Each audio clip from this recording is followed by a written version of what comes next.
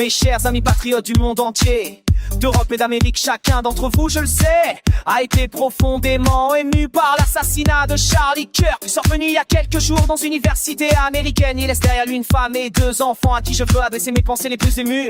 Son assassinat dans de telles conditions est un choc pour des millions de citoyens américains, mais aussi pour des millions de personnes en Europe qui suivent ces vidéos. L'assassinat de Charlie Kirk est un symbole, celui du retour de la violence en politique. Cette violence n'est pas tombée du ciel,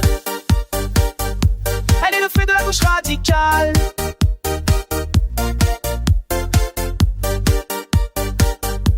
De la gauche la plus extrême.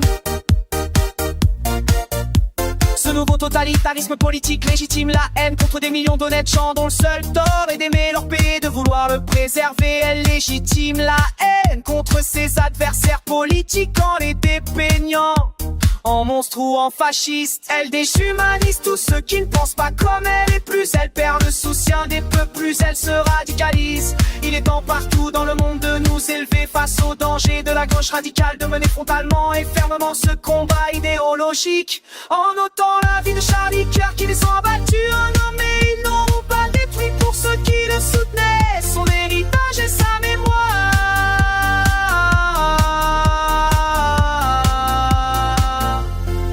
Cet héritage, c'est aussi la défense intransigeante de la liberté d'expression et de la confrontation rationnelle des idées dans le respect des individus et des sensibilités. Cet héritage, c'est le droit d'aimer son pays et sa famille, c'est le droit de le revendiquer.